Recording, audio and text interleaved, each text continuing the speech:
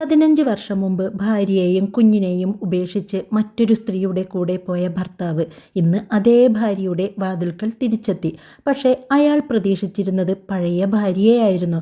ഭർത്താവിനെ കാത്തിരുന്ന് കരഞ്ഞുകൊണ്ടിരിക്കുന്ന ഒരു സ്ത്രീയെ. അയാൾക്കറിയില്ലായിരുന്നു താൻ ഉപേക്ഷിച്ച ആ സ്ത്രീ കഴിഞ്ഞ 15 വർഷം കൊണ്ട് തൻ്റെ ജീവിതം തന്നെ മാറ്റിമറിച്ചെന്ന്. രമേഷ്, നീ എവിടേക്കാ പോകുന്നത്? ബാഗുമായി വാതിൽക്കലേക്ക് നടന്ന രമേഷിൻ്റെ മുന്നിൽ അനിത ഓടിയെത്തി. ഒന്ന് മാറി നിൽക്ക്. എന്തിനാ? എനിക്ക് പോകണം. എവിടേക്ക്? രമേഷ് ഒന്നും പറഞ്ഞില്ല. അനിതയുടെ കണ്ണുകൾ നിറഞ്ഞു. ശാലിനിയുടെ അടുത്തേക്കാണോ? അവൻ അവളെ നോക്കി. ആ നോട്ടം മാത്രം മതിയായിരുന്നു. അനിതയുടെ കാലുകൾ വിറച്ചു. രമേഷ്, എന്നെയും ദിയെയും വിട്ടിട്ട് പോകരുത്. അവൾ അവൻ്റെ കയ്യിൽ പിടിച്ചു. രമേഷ് കൈ വിടുവിക്കാൻ ശ്രമിച്ചു. അനിത, എന്നെ പോകാൻ അനുവദിക്ക്. അവൾ കൂടുതൽ മുറുകെ പിടിച്ചു. നിങ്ങൾക്ക് എന്നോട് ദേഷ്യമുണ്ടെങ്കിൽ എന്നോട് പറഞ്ഞോളൂ. ഞാൻ എന്ത് തെറ്റ് ചെയ്താലും തിരുത്താം. പക്ഷേ ഞങ്ങളെ വിട്ടു പോകരുത്. രമേഷ് ദേഷ്യത്തോടെ അവളുടെ കൈ മാറ്റി. എനിക്ക് ഈ ജീവിതം മടുത്തു. നമ്മുടെ ജീവിതമോ? അതെ. പക്ഷേ ദിയ? അനിത മകളുടെ മുറിയിലേക്ക് നോക്കി. അവൾ എന്ത് തെറ്റ് ചെയ്തു? രമേഷ് ഒരു നിമിഷം പോലും മടിച്ചില്ല. നീയും നിന്റെ മകളും ഇപ്പോൾ എനിക്ക് ഒരു ഭാരമാണ്. ആ വാക്ക് കേട്ടപ്പോൾ അനിത മരവിച്ചു പോയി. ഭാരമോ? അവളുടെ ശബ്ദം വിറച്ചു. 15 വർഷം ഞാൻ നിങ്ങൾക്കൊപ്പം നിന്നത് നിങ്ങൾക്ക് വേണ്ടി. ഞാൻ പറഞ്ഞല്ലോ എനിക്കിനി ഈ ജീവിതം വേണ്ട. അപ്പോൾ ഞങ്ങൾ ദിയെ നീ നോക്കിക്കോ. അനിത അവൻ്റെ മുന്നിൽ മുട്ടുകുത്തി. രമേഷേ, ദിയെ ഓർത്തെങ്കിലും പോകരുത്. അവൾ അവൻ്റെ കാലിൽ പിടിച്ചു. അവൾക്ക് അച്ഛൻ വേണം. രമേഷ് അവളുടെ കൈ കാലിൽ നിന്ന് മാറ്റി. എൻ്റെ സന്തോഷം ശാലിനിയുടെ കൂടെയാണ്. അനിത അവനെ നോക്കി. അവളുടെ കണ്ണുകളിൽ വിശ്വസിക്കാനാകാത്ത വേദന. എന്നേക്കാൾ അവളെയാണോ നിങ്ങൾ തിരഞ്ഞെടുത്തത്? അതെ. എങ്കിലൊരിക്കൽ ഒന്ന് ചിന്തിച്ചിട്ട് പോ. ഞാൻ തീരുമാനിച്ചു കഴിഞ്ഞു. അവൻ വാതിൽ തുറന്നു. അനിത വീണ്ടും അവൻ്റെ പിന്നാലെ ഓടി. രമേഷ് അവൻ തിരിഞ്ഞു നോക്കിയില്ല. നിങ്ങൾ പോയാൽ ഒരിക്കൽ തിരികെ വരുമോ? ഈ തവണ രമേഷ് നിന്നു. കുറച്ചു നേരം അവളെ നോക്കി. പിന്നെ തണുത്ത ശബ്ദത്തിൽ പറഞ്ഞു, തിരികെ വരേണ്ട ആവശ്യം എനിക്കുണ്ടാകില്ല. അവൻ പുറത്തേക്ക് നടന്നു. വാതിലടഞ്ഞു. അനിത ആ വാതിൽക്കലേക്ക് നോക്കി നിന്നു. അവളുടെ പിന്നിൽ ധീയുടെ കരച്ചിൽ കേട്ടു. അവൾ തിരിഞ്ഞോടി മകളെ എടുത്തു. മകളെ നെഞ്ചോട് ചേർത്ത് പിടിച്ച് അനിത പൊട്ടിക്കരഞ്ഞു. പക്ഷേ ആ കരച്ചിലിനിടയിൽ അവൾ മനസ്സിലൊരു കാര്യം ഉറപ്പിച്ചു. ഇന്ന് രമേഷ് ഞങ്ങളെ ഒരു ഭാരമാണെന്ന് പറഞ്ഞു. അവൾ കണ്ണുനീർ തുടച്ചു. ഒരു ദിവസം ഞാൻ എൻ്റെ മകളെ ആരുടെയും മുന്നിൽ ഭാരമാകാത്ത ജീവിതത്തിലേക്ക് എത്തിക്കും. അന്ന് രാത്രി അനിതയ്ക്ക് അറിയില്ലായിരുന്നു താൻ അടച്ച ആ വാതിൽ 15 വർഷം കഴിഞ്ഞ് വീണ്ടും തുറക്കുമെന്ന്. പക്ഷേ അന്ന് ആ വാതിലിന് മുന്നിൽ നിൽക്കുന്നത് പഴയ അനിതയല്ലായിരുന്നു. രമേഷ് പോയതിൻ്റെ പിറ്റേന്ന് രാവിലെ അനിത പതിവ് പോലെ എഴുന്നേറ്റു. പക്ഷേ ആ വീട്ടിലെ ഓരോ ശബ്ദത്തിനും അന്ന് അപരിചിതത്വം തോന്നി. അടുക്കളയിൽ ചായ ഉണ്ടാക്കുമ്പോൾ അവൾ അറിയാതെ 2 ഗ്ലാസ് എടുത്തു. ഒന്നിൽ ചായ ഒഴിച്ചു. രണ്ടാമത്തെ ഗ്ലാസ് കയ്യിൽ തന്നെ ഇരിക്കെ അവൾ നിശ്ചലമായി. അവൾ പതുക്കെ ആ ഗ്ലാസ് തിരികെ വെച്ചു. അപ്പോഴാണ് പിന്നിൽ നിന്ന് ദിയയുടെ ശബ്ദം കേട്ടത്. അമ്മേ. അനിത പെട്ടെന്ന് കണ്ണുനീർ തുടച്ചു. എന്താ മോളെ? അച്ഛൻ എവിടെ? അനിത കുറച്ചു നേരം മിണ്ടിയില്ല. 3 വയസ്സുള്ള കുഞ്ഞിനോട് അച്ഛൻ മറ്റൊരു സ്ത്രീയുടെ കൂടെ പോയെന്ന് പറയാൻ അവൾക്ക് കഴിഞ്ഞില്ല. അച്ഛൻ കുറച്ച് ദൂരത്തേക്ക് പോകേണ്ടി വരും. എപ്പോൾ വരും? അനിത മകളുടെ മുടിയിൽ തലോടി. അറിയില്ല മോളെ. അച്ഛൻ എന്നെ വിളിക്കുമോ?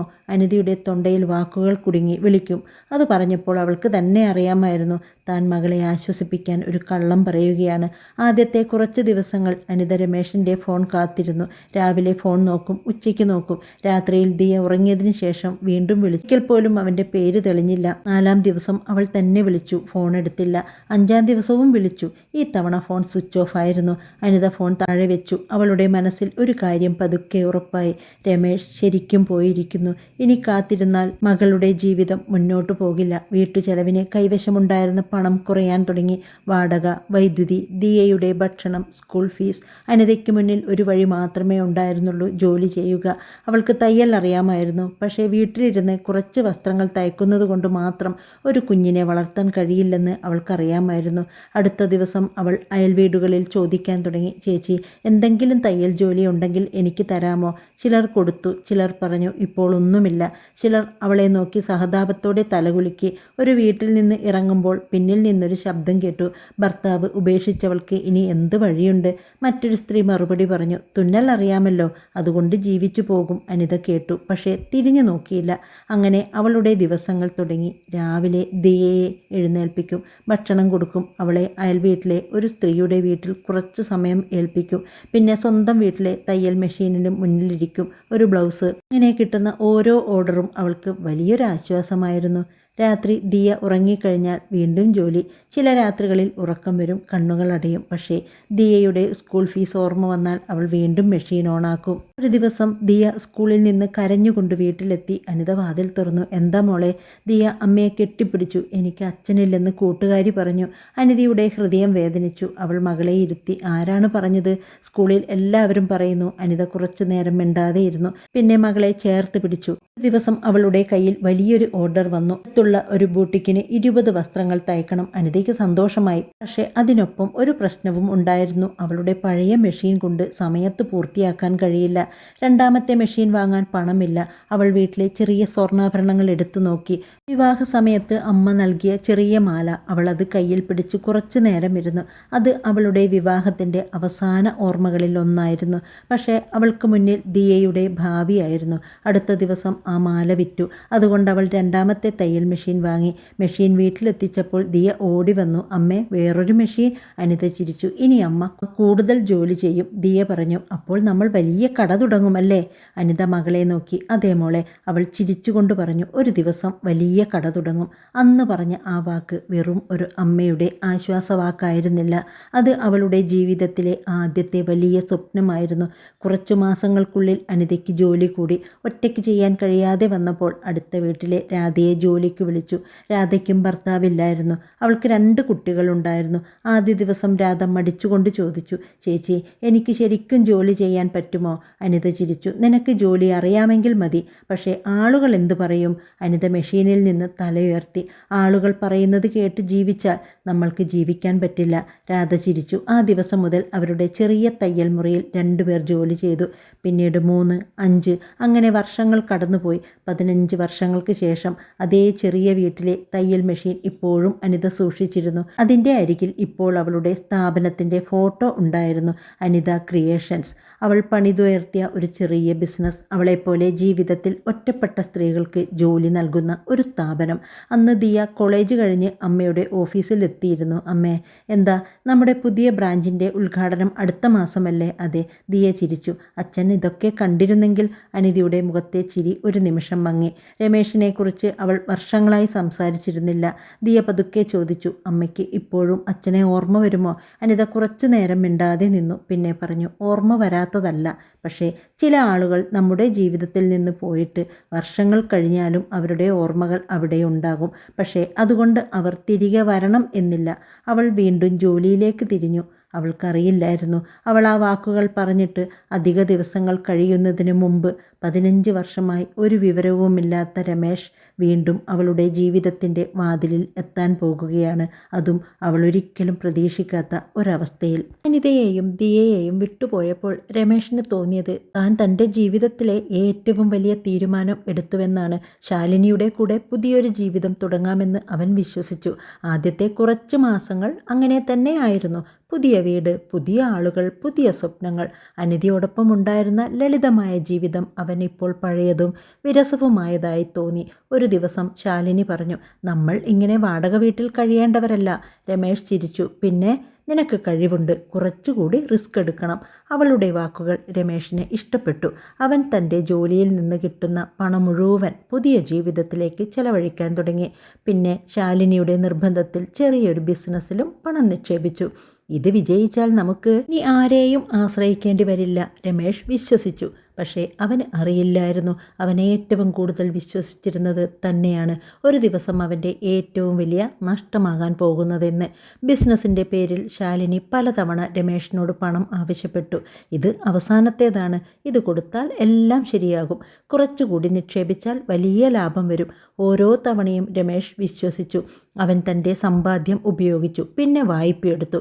അവസാനം ജോലി ചെയ്തിരുന്ന സ്ഥാപനത്തിൽ നിന്ന് പോലും പണം കടം വാങ്ങി. അവൻ അപ്പോൾ അനിതയെ ഓർമ്മ വന്നില്ല, ദിയയെ ഓർമ്മ വന്നില്ല. അവൻ തിരഞ്ഞെടുത്ത ജീവിതം വിജയിക്കണം എന്നൊരു പിടിവാശി മാത്രമായിരുന്നു. ഒരു ദിവസം രമേശ് വീട്ടിലെത്തിയപ്പോൾ ശാലിനി അവിടെ ഉണ്ടായിരുന്നില്ല. ഫോൺ വിളിച്ചു, എടുത്തില്ല. വീണ്ടും വിളിച്ചു, ഫോൺ സ്വിച്ച് ഓഫ്. അവൻ മുറികൾ മുഴുവൻ പരിശോധിച്ചു. അവളുടെ ചില വസ്ത്രങ്ങൾ കാണാനില്ല.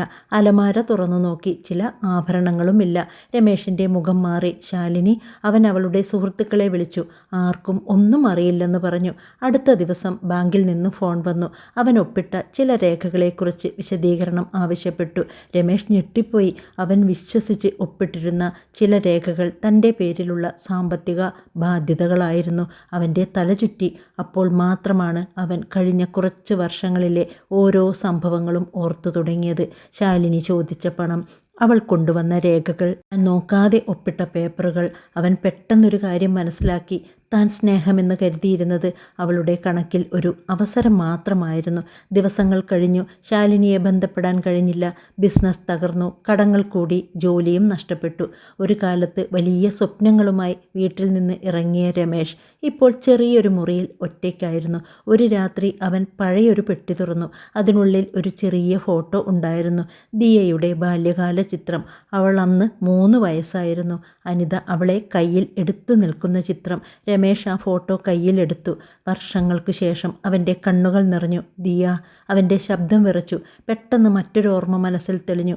അവൻ വീട്ടിൽ നിന്ന് പോകുന്ന രാത്രിയിൽ അനിത ചോദിച്ച ചോദ്യം. നീ പോയാൽ ഒരിക്കൽ തിരികെ വരുമോ? അന്ന് അവൻ പറഞ്ഞിരുന്നു, തിരികെ വരേണ്ട ആവശ്യം എനിക്കുണ്ടാകില്ല. രമേശ് കണ്ണുകൾ അടച്ചു. ഇപ്പോൾ അവന് തിരികെ പോകണമെന്ന് തോന്നി. പക്ഷേ ഒരു കാര്യം അവനെ ഭയപ്പെടുത്തി. അനിത തന്നെ സ്വീകരിക്കുമോ? അവൻ ആദ്യം ദിയയെക്കുറിച്ച് അന്വേഷിച്ചു. പഴയ പരിചയക്കാരിൽ നിന്ന് ചോദിച്ചു. അവിടെ നിന്നാണ് അവൻ ആദ്യമായി കേട്ടത്, ദിയ ഇപ്പോൾ വലിയ പെൺകുട്ടിയായി. അനിത, അവളുടെ തയ്യൽ ബിസിനസ് അറിയില്ലേ? രമേശ് ഞെട്ടി. എന്ത് ബിസിനസ്? അനിത ക്രിയേഷൻസ്. അവൻ ആ പേര് ആദ്യമായി കേൾക്കുകയായിരുന്നു. അവൻ ഫോണിൽ തിരഞ്ഞു. അവളുടെ സ്ഥാപനത്തിൻ്റെ ചിത്രങ്ങൾ കണ്ടു. വലിയ ഓഫീസ്, ജീവനക്കാർ, പുതിയ ശാഖ. വാർത്തകളിൽ അനിതയുടെ പേര്. രമേശ് കുറച്ചു നേരം സ്ക്രീനിലേക്ക് നോക്കി നിന്നു. താനൊരിക്കൽ ഭാരം എന്ന് വിളിച്ച് വിട്ടുപോയ സ്ത്രീ ഇന്ന് സ്വന്തം കാലിൽ മാത്രമല്ല, ഒരുപാട് സ്ത്രീകളെ സ്വന്തം കാലിൽ നിർത്തുന്ന ഒരാളായി മാറിയിരുന്നു. അവൻ്റെ മനസ്സിൽ ഒരു വിചിത്രമായ വികാരം നിറഞ്ഞു. അഭിമാനമോ ലജ്ജയോ പശ്ചാത്താപമോ അവന് തന്നെ മനസ്സിലായില്ല. അടുത്ത ദിവസം രമേശ് അനിതയുടെ സ്ഥാപനത്തിൻ്റെ വിലാസം കണ്ടെത്തി. കാറിൽ കയറി. വഴിയിലുടനീളം അവൻ്റെ മനസ്സിൽ ഒരേ ഒരു ചോദ്യം, അവൾ എന്നെ കണ്ടാൽ എന്ത് പറയും? അവൻ അനിതയോട് ക്ഷമ ചോദിക്കണമെന്ന് ആഗ്രഹിച്ചു. ദിയയെ കാണണമെന്ന് ആഗ്രഹിച്ചു. പക്ഷേ അതിനപ്പുറം താൻ നഷ്ടപ്പെടുത്തിയ കുടുംബത്തെ വീണ്ടും അടുത്തേക്ക് കൊണ്ടുവരാൻ കഴിയുമോ എന്നൊരു ചെറിയ പ്രതീക്ഷയും അവൻ്റെ ഉള്ളിലുണ്ടായിരുന്നു. അവൻ അറിഞ്ഞില്ല, അനിതയ്ക്ക് മുന്നിലെത്തുമ്പോൾ തൻ്റെ കഴിഞ്ഞ 15 വർഷത്തിൻ്റെ മുഴുവൻ കണക്കും അവനോട് ചോദിക്കപ്പെടുമെന്ന്. കാർ ഒടുവിൽ ഒരു വലിയ കെട്ടിടത്തിൻ്റെ മുന്നിൽ നിർത്തി. മുകളിൽ വലിയ അക്ഷരങ്ങളിൽ എഴുതിയിരുന്നു, അനിത ക്രിയേഷൻസ്. രമേശ് കാറിൽ നിന്ന് ഇറങ്ങി കുറച്ചു നേരം ആ ബോർഡിലേക്ക് നോക്കി നിന്നു. പിന്നെ പതുക്കെ അകത്തേക്ക് നടന്നു. അവൻ അറിഞ്ഞില്ല, അവൻ അന്വേഷിച്ചിരുന്ന അനിത ഇനി അവൻ്റെ വരവിനായി കാത്തിരിക്കുന്ന സ്ത്രീയല്ലെന്ന്. മാഡം, നിങ്ങളെ കാണാൻ ഒരാൾ വന്നിട്ടുണ്ട്. ഓഫീസിലെ റിസപ്ഷനിൽ നിന്ന് ഫോൺ വന്നപ്പോൾ അനിത കമ്പ്യൂട്ടറിൽ നോക്കി ഒരു ഫയൽ പരിശോധിക്കുകയാണ്. ആരാണ്? പേര് രമേശ് എന്നാണ് പറയുന്നത്. അനിതയുടെ വിരലുകൾ കീബോർഡിൽ നിശ്ചലമായി. 15 വർഷമായി ആ പേര് അവളുടെ മുന്നിൽ വന്നിട്ടേയില്ല. പക്ഷേ ആ പേര് കേട്ട നിമിഷം അവളുടെ മനസ്സിലേക്ക് ഒരു പഴയ രാത്രി തിരിച്ചെത്തി. ഒരു ഭാഗമായി വാതിലിലേക്ക് നടന്നു പോയ മനുഷ്യൻ. തൻ്റെ കയ്യിൽ പിടിച്ചു നിന്ന് കരഞ്ഞ അവൾ. എന്നെയും ദിയയെയും വിട്ടുപോകരുത്. അവൻ്റെ മറുപടി, നീയും നിന്റെ മകളും എനിക്ക് ഭാരമാണ്. അനിത കുറച്ചു നേരം ഒന്നും പറഞ്ഞില്ല. റിസപ്ഷനിസ്റ്റ് വീണ്ടും ചോദിച്ചു, മാഡം അകത്തേക്ക് അയക്കട്ടെ? അനിത കണ്ണുകൾ അടച്ചു. പിന്നെ ശാന്തമായി പറഞ്ഞു, അയച്ചോളൂ. വാതിൽ തുറന്നു. രമേശ് അകത്തേക്ക് വന്നു. 15 വർഷം അവനെ മാറ്റിയിരുന്നു. മുടിയിൽ നര, മുഖത്ത് ക്ഷീണം, കണ്ണുകളിൽ പഴയ ആത്മവിശ്വാസമില്ല. അനിത അവനെ നോക്കി. ഒരിക്കൽ തൻ്റെ ജീവിതത്തിലെ ഏറ്റവും പ്രധാനപ്പെട്ട മനുഷ്യനായിരുന്നു അയാൾ. ഇന്ന് അവളുടെ മുന്നിൽ നിൽക്കുന്ന ഒരു അപരിചിതനെ പോലെ തോന്നി. രമേശ് പതുക്കെ പറഞ്ഞു, അനിത. അവൾ മറുപടി പറഞ്ഞില്ല. എങ്ങനെയുണ്ട്? അനിതയുടെ മുഖത്ത് ചെറിയൊരു ചിരി വന്നു. ഈ ചോദ്യം ചോദിക്കാൻ 15 വർഷം വേണ്ടി വന്നോ? രമേശ് തല താഴ്ത്തി. എനിക്ക് തെറ്റുപറ്റി. എന്ത് തെറ്റ്?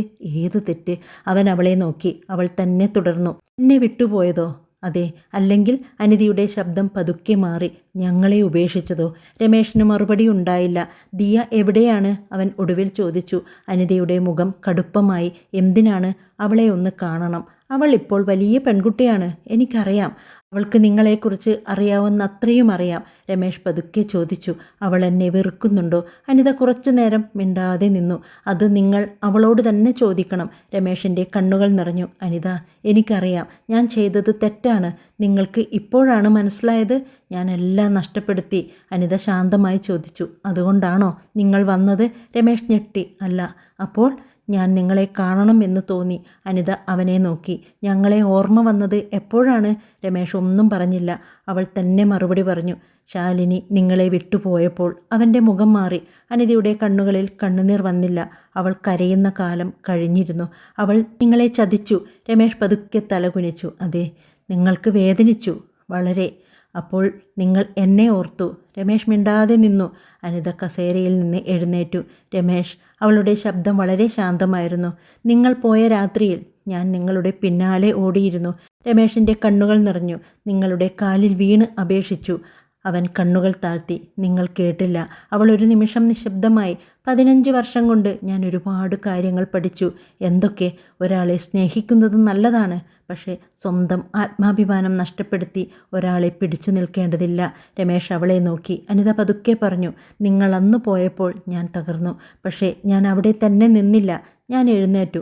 അപ്പോഴാണ് പുറത്തുനിന്ന് ദിയയുടെ ശബ്ദം കേട്ടത്. അമ്മേ. അനിത തിരിഞ്ഞു നോക്കി. ദിയ വാതിൽക്കൽ നിന്നിരുന്നു. അവളുടെ കണ്ണുകൾ രമേഷിൽ പതിഞ്ഞു. അവൾ നിശ്ചലമായി. രമേഷ് എഴുന്നേറ്റു. അവൻ്റെ ചുണ്ടുകൾ വിറച്ചു. ദിയ ഒന്നും പറഞ്ഞില്ല. അവൾ അമ്മയെ നോക്കി, പിന്നെ രമേഷിനെ നോക്കി. 15 വർഷമായി കേട്ടുകൊണ്ടിരുന്ന ഒരു പേര് ഇന്ന് ആദ്യമായി അവളുടെ മുന്നിൽ ഒരു മനുഷ്യനായി നിൽക്കുന്നു. പതുക്കെ അവളുടെ അടുത്തേക്കൊരു ചുവട് വെച്ചു. മോളെ. ദിയ ഒരു ചുവട് പിന്നോട്ടെടുത്തു. ആ ചെറിയ ചലനം തന്നെ രമേഷിനെ നിശ്ചലനാക്കി. അനിത ഒന്നും പറഞ്ഞില്ല. കാരണം ഇനി ആ അച്ഛനും മകളും തമ്മിലുള്ള സംസാരത്തിൽ താൻ ഇടപെടേണ്ടതില്ലെന്ന് അവൾക്കറിയാമായിരുന്നു. 15 വർഷം മുമ്പ് രമേഷ് എടുത്ത തീരുമാനത്തിൻ്റെ മുന്നിൽ ഇപ്പോൾ അവൻ തന്നെയാണ് നിൽക്കേണ്ടത്. ഓഫീസിലെ ആ മുറിയിൽ കുറച്ചു നേരം ആരും ഒന്നും പറഞ്ഞില്ല. രമേഷ് ദിയയെ നോക്കി നിന്നു. അവൻ അവസാനമായി അവളെ കണ്ടപ്പോൾ അവൾ 3 വയസ്സുകാരിയായിരുന്നു. അന്ന് തൻ്റെ വിരൽ പിടിച്ചു നടക്കാൻ പഠിച്ചിരുന്ന കുഞ്ഞ്. ഇന്ന് അവൻ്റെ മുന്നിൽ ഒരു വളർന്ന പെൺകുട്ടി. അവൻ പതുക്കെ പറഞ്ഞു. ദിയ. ഞാൻ വാക്കുകൾ കിട്ടിയില്ല. ദിയ ശാന്തമായി ചോദിച്ചു. നിങ്ങൾ രമേഷാണല്ലേ? ആ ചോദ്യം കേട്ട് രമേഷിൻ്റെ മുഖം മാറി. അതെ. അമ്മ നിങ്ങളെക്കുറിച്ച് എനിക്ക് ഒരുപാട് കാര്യങ്ങൾ പറഞ്ഞിട്ടില്ല. അനിത ദിയയെ നോക്കി. പക്ഷേ ചില കാര്യങ്ങൾ ഞാൻ മനസ്സിലാക്കിയിട്ടുണ്ട്. രമേഷ് തല താഴ്ത്തി. ഞാൻ ചെയ്തതെല്ലാം തെറ്റായിരുന്നു. ദിയ കുറച്ചു നേരം അവനെ നോക്കി. നിങ്ങൾ എന്തിനാണ് പോയത്? അവൻ മറുപടി പറയാൻ ശ്രമിച്ചു. അവൾ തടഞ്ഞു. സത്യമായിട്ട് പറയണം. രമേഷ് ദീർഘമായി ശ്വാസമെടുത്തു. എനിക്ക് വേറെ ഒരു ജീവിതം വേണമെന്ന് തോന്നി. അത് കിട്ടിയോ? അവൻ മിണ്ടാതെ നിന്നു. ശാലിനിയുടെ കൂടെ? രമേഷ് തലകുനിച്ചു. കിട്ടിയില്ല. ദിയയുടെ മുഖത്ത് ചെറിയൊരു മാറ്റം വന്നു. ഇപ്പോൾ എന്തിനാണ് വന്നത്? ആ ചോദ്യം രമേഷിനെ കൂടുതൽ തളർത്തി. നിങ്ങളെ കാണണമെന്ന് തോന്നി. ദിയ പതുക്കെ ചോദിച്ചു. എന്നെ കാണാൻ 15 വർഷം എന്തിനെടുത്തു? രമേഷിന് മറുപടി പറയാൻ കഴിഞ്ഞില്ല. അനിത അപ്പോഴും മിണ്ടാതെ നിന്നു. അവൾ ദിയയെ തടഞ്ഞില്ല. കാരണം ആ ചോദ്യങ്ങൾ ചോദിക്കാൻ ദിയയ്ക്ക് പൂർണ്ണ അവകാശമുണ്ടായിരുന്നു. രമേഷ് പതുക്കെ പറഞ്ഞു. എനിക്കറിയാം. ഞാൻ അച്ഛൻ എന്ന നിലയിൽ പരാജയപ്പെട്ടു. ദിയയുടെ കണ്ണുകൾ നിറഞ്ഞു. എനിക്ക് നിങ്ങളോട് ദേഷ്യമുണ്ടോ എന്ന് ചോദിച്ചാൽ അവൾ കുറച്ചു നേരം നിശബ്ദയായി. എനിക്കറിയില്ല. രമേഷ് അവളെ നോക്കി. കാരണം? ദിയയുടെ ശബ്ദം വിറച്ചു. എനിക്ക് അച്ഛൻ എന്ന നിലയിൽ നിങ്ങളെ അറിയില്ല. ആ വാക്ക് രമേഷിന് സഹിക്കാൻ കഴിഞ്ഞില്ല. അവൻ കസേരയിലിരുന്നു. മുഖം കൈകളിൽ മറച്ചു. കുറച്ചു നേരം കഴിഞ്ഞ് ദിയ അമ്മയുടെ അടുത്തേക്ക് വന്നു. അമ്മേ, ഞാൻ വീട്ടിലേക്ക് പോകട്ടെ? അനിത തലകുനിച്ചു. ദിയ വാതിലിലേക്ക് നടന്നു. പിന്നെ തിരിഞ്ഞു നോക്കി. രമേഷ് ഇപ്പോഴും അവിടെ ഇരിക്കുകയാണ്. ദിയ പറഞ്ഞു. നിങ്ങൾക്കെന്നെ കാണണമെങ്കിൽ. അവൻ പ്രതീക്ഷയോടെ അവളെ നോക്കി. അമ്മയോട് ചോദിക്കേണ്ട. രമേഷ് അതിശയിച്ചു. എന്നോട് നേരിട്ട് പറയൂ. അവൾ പുറത്തേക്ക് നടന്നു. വാതിലടഞ്ഞു. രമേഷ് അനിതയെ നോക്കി. അവൾ എന്നെ ഒരിക്കലും ക്ഷമിക്കില്ലേ? അനിത ശാന്തമായി പറഞ്ഞു. അത് അവളുടെ തീരുമാനമാണ്. നീയോ? ഞാനോ? നീ എന്നെ ക്ഷമിക്കുമോ? അനിത കുറച്ചു നേരം അവനെ നോക്കി. ക്ഷമിക്കുന്നത് വേറെ കാര്യമാണ്. പിന്നെ തിരികെ ജീവിതത്തിലേക്ക് സ്വീകരിക്കുന്നത് വേറെ കാര്യമാണ്. രമേഷ് മിണ്ടാതെ നിന്നു. അനിത തൻ്റെ ഫയലെടുത്തു. ഇന്ന് ഇത്ര മതി. അനിത, നീ വന്നതുകൊണ്ട് ഞാൻ പഴയ ജീവിതത്തിലേക്ക് തിരികെ പോകില്ല. അവൾ വാതിൽ തുറന്നു. പക്ഷേ രമേഷ് പ്രതീക്ഷയോടെ അവളെ നോക്കി. ദിയയുടെ അച്ഛനെന്ന നിലയിൽ നിങ്ങൾക്ക് അവളോട് സംസാരിക്കാനുള്ള അവകാശം ഞാൻ തടയില്ല. രമേഷിൻ്റെ കണ്ണുകൾ നിറഞ്ഞു. നന്ദി. അനിത ഒന്നും പറഞ്ഞില്ല. അവൻ പുറത്തേക്ക് നടന്നു. അന്ന് രാത്രി വീട്ടിലെത്തിയ ദിയ ഏറെ നേരം മിണ്ടാതെയിരുന്നു. അനിത അടുക്കളയിൽ നിന്ന് ചോദിച്ചു, എന്താ മോളെ? അമ്മേ, എനിക്കൊരു കാര്യം ചോദിക്കണം. ചോദിക്കൂ. അച്ഛൻ തിരികെ വന്നതുകൊണ്ട് അവൾ വാക്ക് നിർത്തി. നമ്മുടെ ജീവിതം വീണ്ടും മാറുമോ? അനിത കുറച്ചു നേരം മിണ്ടാതെ നിന്നു. പിന്നെ മകളുടെ അരികിലിരുന്നു. ഇല്ല മോളെ, ഉറപ്പാണോ? നമ്മുടെ ജീവിതം ഇനി നമ്മൾ തീരുമാനിക്കുന്നതാണ്. ദിയ അമ്മയെ കെട്ടിപ്പിടിച്ചു. അനിത അവളുടെ തലയിൽ കൈവച്ചു. പക്ഷേ ആ രാത്രി അനിതയ്ക്ക് ഉറങ്ങാൻ കഴിഞ്ഞില്ല. കാരണം വർഷങ്ങളായി അടച്ചു വെച്ചിരുന്ന ഒരു വാതിൽ വീണ്ടും തുറന്നിരുന്നു. രമേഷ് മാത്രം തിരികെ വന്നതല്ല, അവൾ മറന്നുവെന്ന് കരുതിയിരുന്ന പഴയ മുറിവുകളും വീണ്ടും ഉണർന്നിരുന്നു. അടുത്ത ദിവസം രാവിലെ അനിത ഓഫീസിലെത്തിയപ്പോൾ റിസപ്ഷനിൽ ഒരു ചെറിയ പാക്കറ്റ് ഉണ്ടായിരുന്നു. മാഡം, ഇന്നലെ വന്ന ആൾ തന്നതാണ്. അനിത പാക്കറ്റ് വാങ്ങി. ആരാണ്? രമേഷ്. അവൾ കുറച്ചു നേരം അതിലേക്ക് നോക്കി. തുറക്കണോ വേണ്ടയോ എന്ന് അവൾക്ക് തന്നെ തീരുമാനിക്കാനായില്ല. അവസാനം പതുക്കെ തുറന്നു. അതിനുള്ളിൽ ഒരു പഴയ ഫോട്ടോ. 3 വയസ്സുകാരിയായ ദിയ, അവളുടെ അരികിൽ രമേഷ്, പിന്നിൽ അനിത. അവരുടെ വിവാഹത്തിൻ്റെ ആദ്യകാലത്തെ ഒരു കുടുംബചിത്രം. ഫോട്ടോയുടെ പിന്നിൽ ഒരു വരി മാത്രം. ഞാൻ നഷ്ടപ്പെടുത്തിയ വർഷങ്ങൾ തിരികെ കിട്ടുമെന്ന് പ്രതീക്ഷിക്കുന്നില്ല. പക്ഷേ അവളുടെ ജീവിതത്തിൽ ഇനിയൊരു അന്യനാവാതിരിക്കാൻ ആഗ്രഹിക്കുന്നു. അനിത ആ വാക്കുകൾ ഏറെ നേരം നോക്കി നിന്നു. അവൾക്ക് കരയണമെന്ന് തോന്നിയില്ല. പക്ഷേ പഴയൊരു വേദന ഉള്ളിൽ പതുക്കെ ഉണർന്നു. അവൾ ഫോട്ടോ ഫയലിനുള്ളിൽ വെച്ചു. ഇതുകൊണ്ട് ഒന്നും മാറില്ല, അവൾ സ്വയം പറഞ്ഞു. അതേസമയം രമേഷ് തൻ്റെ ജീവിതം വീണ്ടും ശരിയാക്കാൻ ശ്രമിക്കുകയാണ്. അവന് വലിയ പണമൊന്നുമില്ല, ജോലിയുമില്ല. പക്ഷേ ആദ്യമായി അവൻ മറ്റൊരാളിൽ ആശ്രയിക്കാതെ ജീവിക്കണമെന്ന് തീരുമാനിച്ചു. ചെറിയൊരു ജോലി കിട്ടി. ശമ്പളം കുറവായിരുന്നു, എങ്കിലും അവൻ സ്വീകരിച്ചു. ആദ്യ ശമ്പളം കിട്ടിയ ദിവസം അവൻ ഒരു ചെറിയ സമ്മാനം വാങ്ങി. ദിയയ്ക്കായി. വലിയ വിലയുള്ള ഒന്നുമല്ല, ഒരു പുസ്തകം. അവൻ ആ പുസ്തകം കയ്യിൽ പിടിച്ച് അനിതയുടെ വീട്ടിലേക്ക് പോകാൻ തുടങ്ങി. വഴിയിൽ പലതവണ അവൻ്റെ മനസ്സ് മാറി.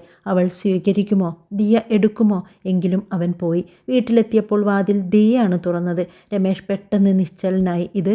അവൻ പുസ്തകം നീട്ടി. നിനക്കായി. ദിയ പുസ്തകം വാങ്ങി. നന്ദി. അവൾ അകത്തേക്ക് പോയി. അവൻ വാതിൽക്കൽ തന്നെ നിന്നു. അകത്തേക്ക് വരില്ലേ? ദിയ ചോദിച്ചു. രമേഷ് അവളെ നോക്കി. ആ ഒരു വാക്കുപോലും അവന് വലിയൊരു സമ്മാനമായിരുന്നു. അവൻ അകത്തേക്ക് കയറി. അനിത അടുക്കളയിൽ നിന്ന് പുറത്തു വന്നു. അവനെ കണ്ടപ്പോൾ അവൾ അതിശയിച്ചില്ല. വന്നോ? ദിയയ്ക്ക് പുസ്തകം കൊടുക്കാൻ. കൊടുത്തല്ലോ? അതെ. കുറച്ചു നേരം നിശബ്ദത. പിന്നെ ദിയ ചോദിച്ചു, നിങ്ങൾക്ക് ചായ വേണോ? രമേഷ് അവളെ നോക്കി. വേണ്ട മോളെ, അമ്മ ഉണ്ടാക്കും. അനിത ദിയയെ നോക്കി. ദിയ ഒന്നും പറയാതെ അടുക്കളയിലേക്ക് നടന്നു. രമേഷ് അവളെ നോക്കി നിന്നു. 15 വർഷം മുമ്പ് താൻ വിട്ടുപോയ കുഞ്ഞ് ഇന്ന് തനിക്കായി ചായ ചോദിക്കുന്നു. അവൻ്റെ കണ്ണുകൾ നിറഞ്ഞു. അന്ന് വൈകുന്നേരം രമേഷ് പോയപ്പോൾ ദിയ അമ്മയോട് ചോദിച്ചു, അമ്മേ, എന്താ അച്ഛൻ ശരിക്കും മാറിയിട്ടുണ്ടെന്ന് തോന്നുന്നുണ്ടോ? അനിത പെട്ടെന്ന് മറുപടി പറഞ്ഞില്ല. എനിക്കറിയില്ല. അമ്മ അദ്ദേഹത്തെ വെറുക്കുന്നുണ്ടോ? അനിത ദിയയെ നോക്കി. വെറുപ്പ് ഒരുപാട് കാലം കൊണ്ടു നടക്കാൻ എനിക്ക് സമയമുണ്ടായിരുന്നില്ല. ദിയ മിണ്ടാതെ നിന്നു. എനിക്ക് നിന്നെ വളർത്തണമായിരുന്നു. അവൾ മകളുടെ കൈ പിടിച്ചു. അതുകൊണ്ട് ഞാൻ മുന്നോട്ട് പോയി. ദിവസങ്ങൾ പതുക്കെ കടന്നുപോയി. രമേഷ് ദിയയെ കാണാൻ വരും. ഒരിക്കൽ പുസ്തകം, മറ്റൊരു ദിവസം അവളുടെ കോളേജിലെ കാര്യങ്ങൾ ചോദിക്കും. പഠനം എങ്ങനെയെന്ന് അന്വേഷിക്കും. ദിയയും പതുക്കെ സംസാരിക്കാൻ തുടങ്ങി. പക്ഷേ അവൾ ഒരിക്കലും അച്ഛാ എന്ന് വിളിച്ചില്ല. രമേഷ് അതിനെക്കുറിച്ച് ചോദിച്ചുമില്ല. അവൻ മനസ്സിലാക്കിയിരുന്നു, ആ ഒരു വാക്ക് തനിക്ക് അവകാശപ്പെട്ടതല്ല. അത് ദിയയുടെ മനസ്സിൽ നിന്ന് സ്വയം വരേണ്ടതാണ്. ഒരു ദിവസം ദിയയും രമേഷും പുറത്തിരുന്ന് സംസാരിക്കുന്നു. നിങ്ങൾക്ക് അമ്മയെക്കുറിച്ച് ഇപ്പോൾ എന്താണ് തോന്നുന്നത്? രമേഷ് ഞെട്ടി. എന്താ?